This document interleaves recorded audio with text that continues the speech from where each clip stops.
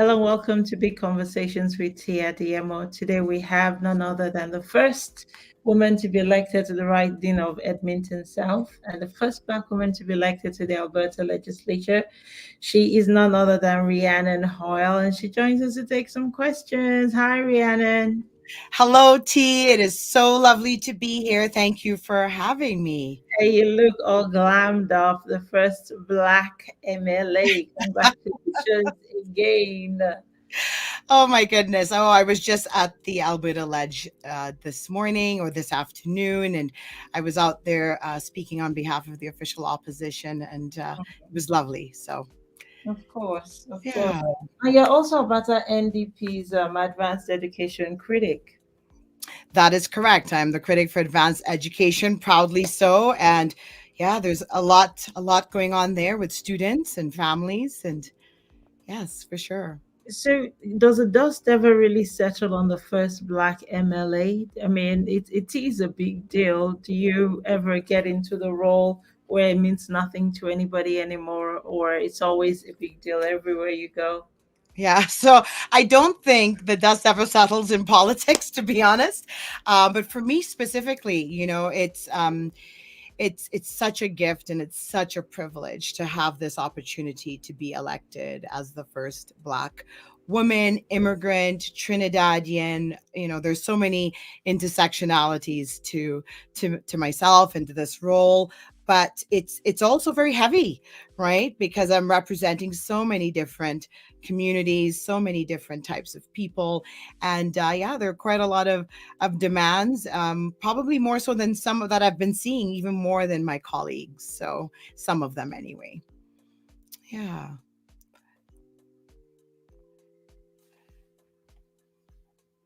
Take us back to when you won the election. How did that feel?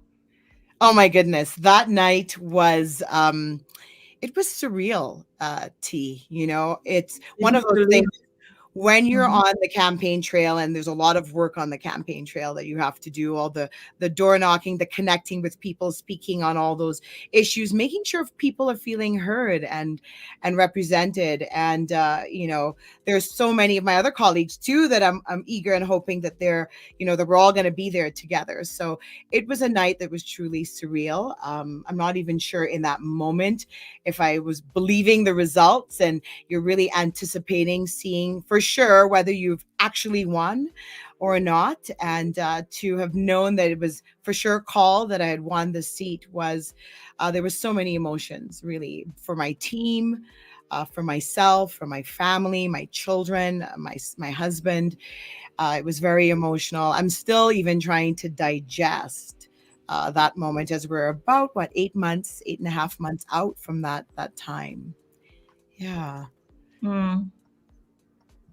Of course, and obviously, we're all excited for you being the first female MLA. And I'm just wondering that big expectations, how do you manage those set of expectations on your shoulders? What are you meant to achieve in your time? Yeah, well, that's a very big question, T. I mean, on one end, as I said, I'm still trying to digest what it means. I'm the 965th person to have been sworn in to the legislature. It's a little less than 1,000 Albertans that have ever held this position as MLA here in Alberta. So there is an immense pressure, to represent. Um, but at the same time, there's also that deep sadness that I carry for our Black community and for Caribbean community, that in 2024, I'm, the first and the only one. So, like I said, I'm still trying to digest what this means, what it means for Black women, Caribbean women, Black community, Black youth, racialized and immigrant communities. And, as a Trinidadian and as a Caribbean person, what impact will this have on our city in Edmonton and our province as a whole, and even our country? Because, they're just so, they really, there aren't many of me, especially here from, central Canada all the way to the west. So, yeah, there is that pressure, but I need to connect with community and keep my connections with community, and that coming together will, help build what a future legacy will be. I really don't think at this point, T, or maybe ever, that I can predict what my legacy will be at this point and what being elected, means for a legacy and breaking down barriers. So we will see along the journey what that ends up being. I mean, you speak well in the sense that we both don't know. This is new for you and it's new for us watching you do your job as MLA.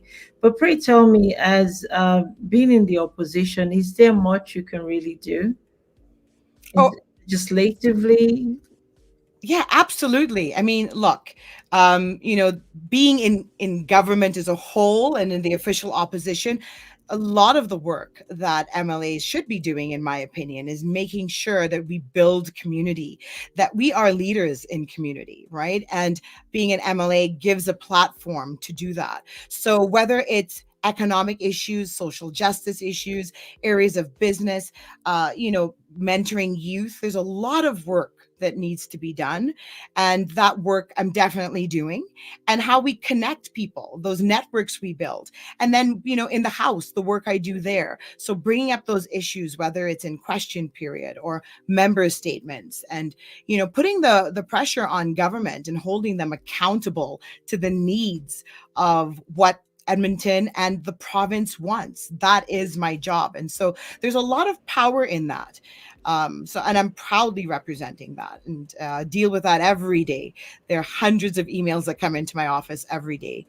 And we're working together as a caucus on those solutions. So I'm proud to say that there's a lot of great work and we're continuing to do it.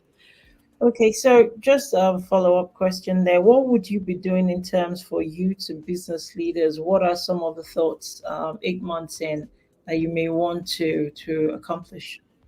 Specifically for business leaders, T, you're saying? You just said now in your remarks that there's a lot of work to be done with youth, business leaders, and so on and so forth. So I'm just wondering, for business leaders, what might you want to do? For youth, what is there to be done, and what could you do in that regard? Thank you. Yes. So for me, so my past before I was elected in MLA, I owned a business. I owned a lab in occupational health and safety. And so I have quite a bit of experience and what it takes. And, I was really the only Black woman owned business in that industry. So there's a lot there that I can mentor, and I have been mentoring. In fact, just this week, connected with folks in the Black Business Association here in Edmonton and folks also in Calgary. And there's a lot of wonderful conversations there, and also just direct mentorship and what it takes. Even a few months ago, I met with a woman who also is, my business was in oil and gas related industry, and she's a Black woman, from Africa, African continent. I can't remember which country specifically. And we shared a lot of the challenges that Black women have in the space of business. But also for youth, there are a lot of youth who are starting business as well. I've met some students who are on that path, and I've been assisting and mentoring and connecting them to other people within their industries or even outside, because there's a lot of experience, lived experience and knowledge. The challenge is making sure that we are connected, that we don't feel alone as if we're starting from ground zero and it's a path that's never been walked. In fact, there are many people that can be mentors, and even those who are in the industry who are not Black can help make those connections for us. So I've been doing that work really before I'm an MLA, and it's just a natural continuation here in my role.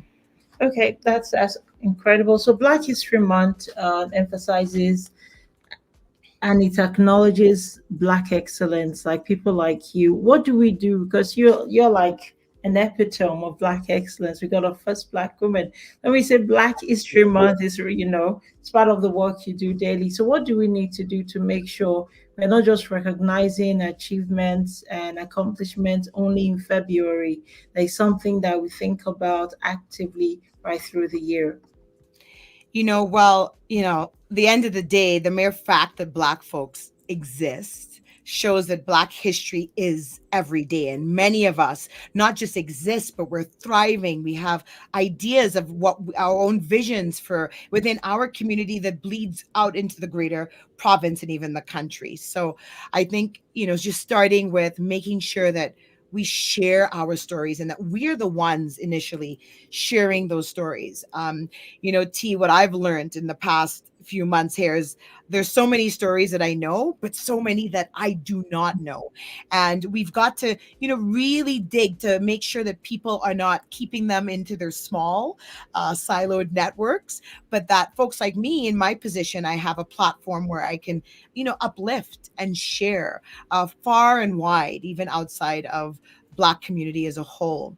Um, Something I'm really proud of is being part of the official opposition and an Alberta NDP caucus. Is in 2017, it was the then NDP government that proclaimed February as Black History Month here in Alberta. So it wasn't official up until that point. So I'm excited to now be a part of this caucus and a part of, amplifying that and continuing the work to support Black-owned businesses, to share those successes and stories and mentoring as well. I hear what you're saying. Alberta NDP has done incredible work putting Black candidates forward, out of which was you, MLA Sharif Haji, and who am I missing? Of course, David Shepherd, MLA David Shepherd. Yeah, yeah, So yeah, it's really revolutionary, as in that kind of mindset, that kind of thinking. It's great. But when we say we're telling stories, it still does not remove structural or institutionalized correct. anti-racism. It's still there. And we enjoy seeing you guys about. We love to support you, but for us, mere mortals across the city, we are still encumbered with structural racism and Oh yeah, racism when it comes to employment, healthcare, you name whatever social determinant. So, yeah. what could you possibly do to begin to chip at those institutionalized racism? Yeah, so T, I do want to say here too that I am privy to all of those same experiences, right? So even though you say you mere mortals, we're all dealing with that just by existing as Black folks here in our various industries. The other day I was at the Jamaican Association of Northern Alberta. They had an event, and I was asked to speak. And one of the things I spoke about there was about the conversations within Black community and engagement and participating in the broader community, and having the courage to step out a little more into that. And politics is one area as well. And I come back to politics not even in a formal way like I am, but politics is life, right? Like, people are making decisions for you whether you partake or not. And that will impact healthcare, as we know, education, as we know, business, the rules around that, and also the social rules to how we navigate, whether we're doing anti-racist work, whether we're doing equity work. So one of the things I would like to encourage Black community to do is to engage and participate however you feel comfortable. And it does start with us.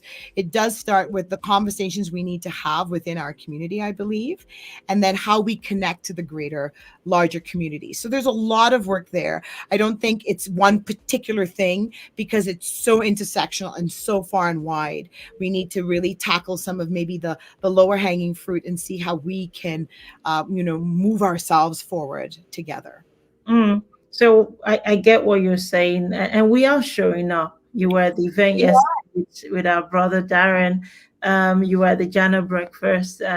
So we do show up. I'm just talking about things that are a bit beyond, further into the apple tree that we cannot reach. Like, for example, Canada is a multicultural country, and they encourage people through uh, uh, a pretty rigorous process to migrate here. And when they come here, employers are not accepting those certifications that Canada Immigration found worthy to have offered people the right to come in. So, what is Alberta NDP perhaps doing to hasten or to regularize people?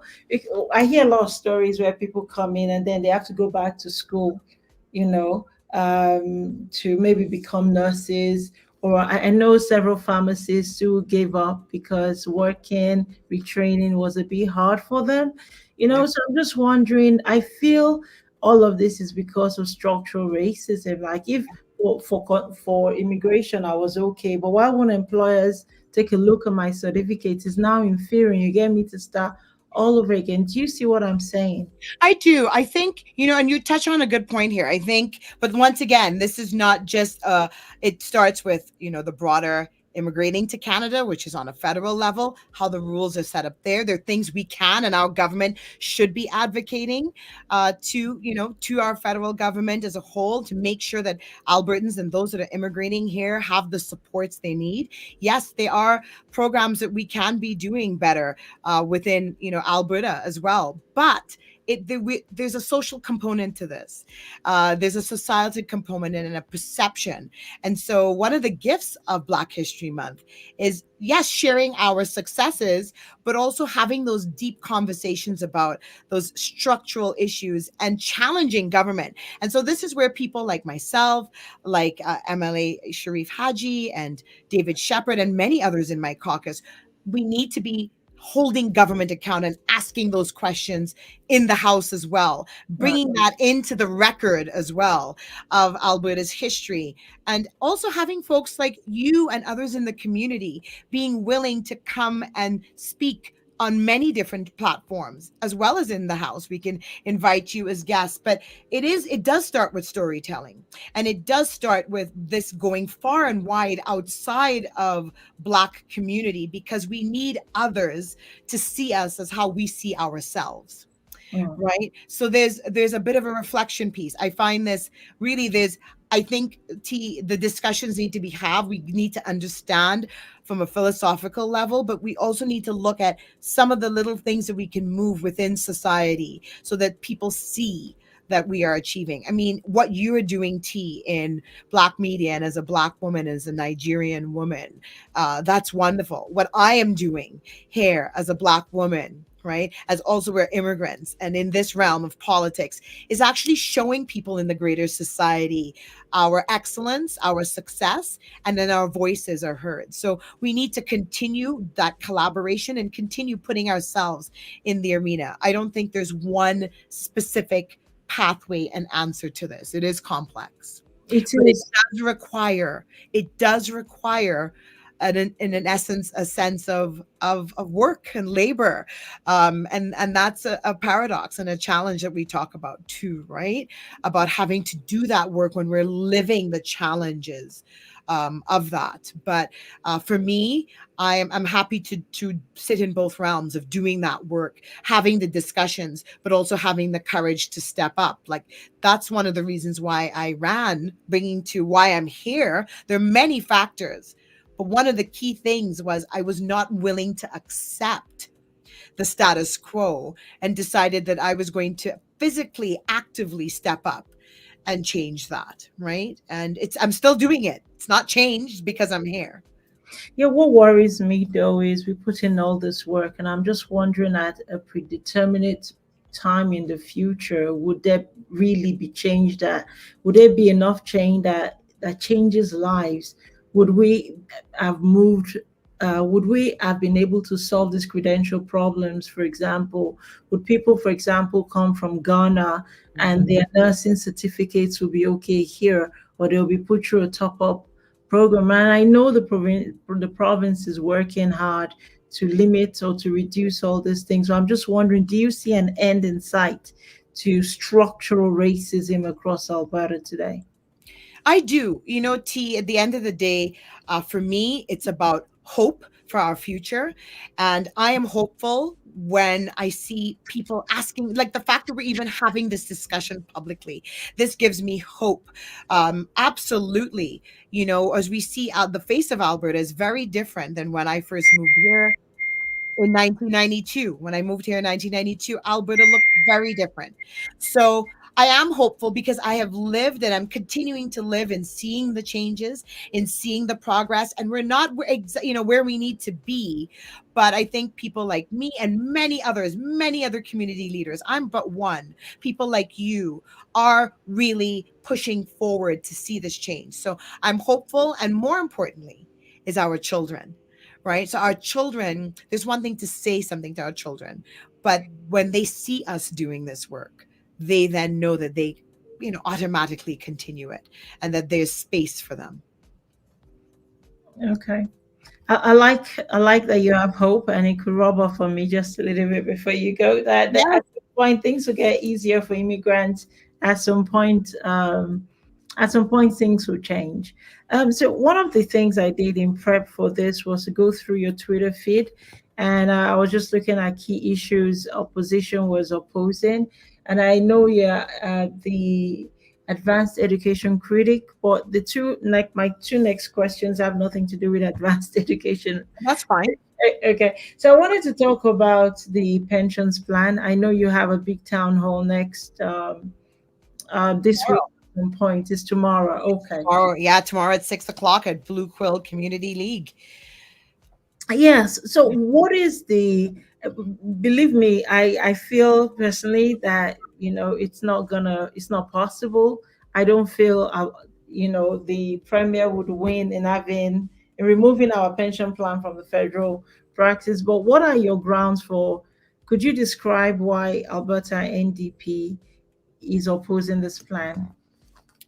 Well, look, we are opposing it because Albertans are opposing it. Nine over 90% of respondents. We held caucus surveys, and we had almost, I think, a little over 40,000 responses, and 90% out of that 40,000 are vehemently against leaving the CPP. So as the Alberta NDP and a caucus, we are here taking care and representing Albertans, number one. And Albertans, quite frankly, are tired of this government wasting money on political tactics instead of taking care of Albertans. Polls show resoundingly that, and they continue to show that Albertans want nothing to do with establishing an Alberta pension plan. I'm not sure why the government is making this decision that it is, but I don't see this as a fiscally responsible decision.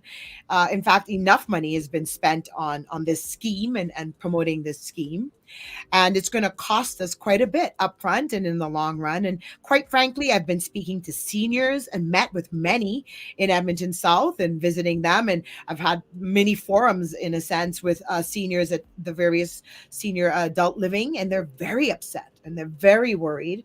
They have a limited fixed income and have been contributing this to their whole lives, and even younger folks who are worried about their future.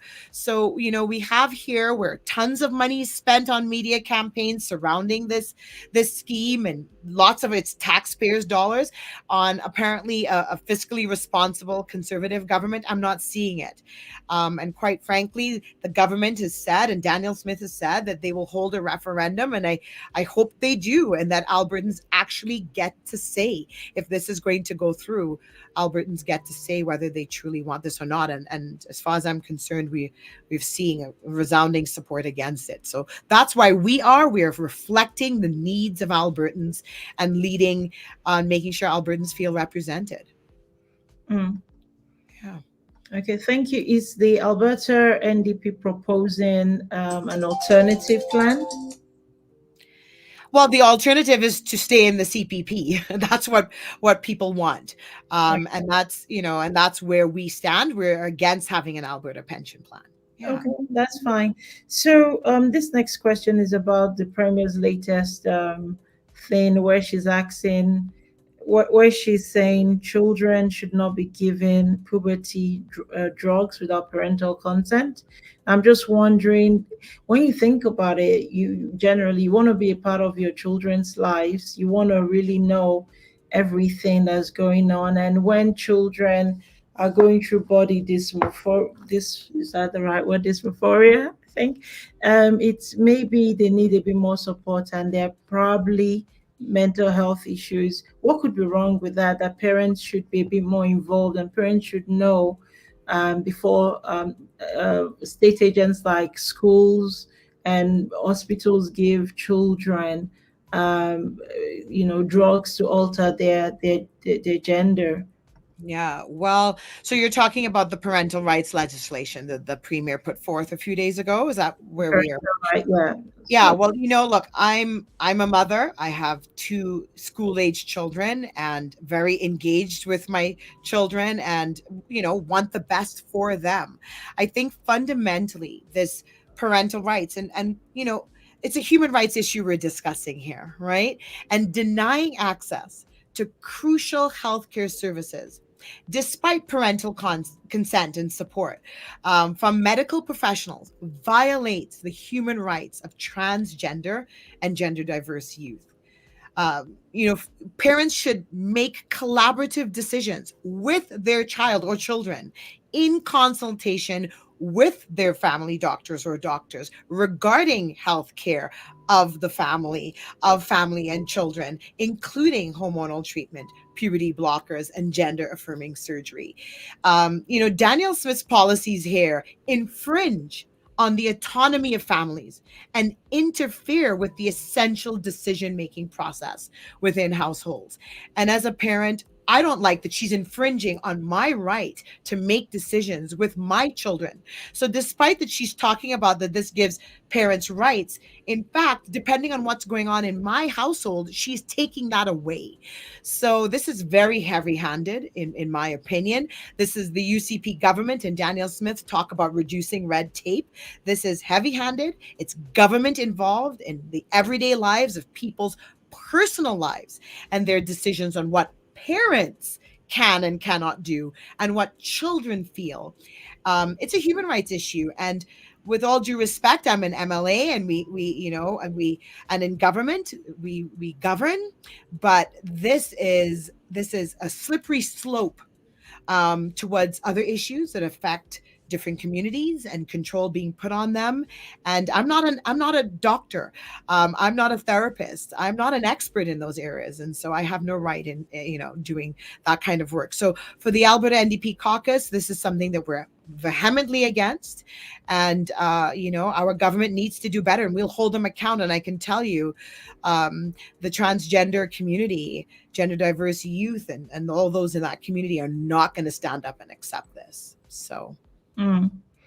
Okay, I get that. We're running out of time. I have to leave that there. As part of the Black Futures campaign, which Afro Caribbean restaurants are you planning to visit this week?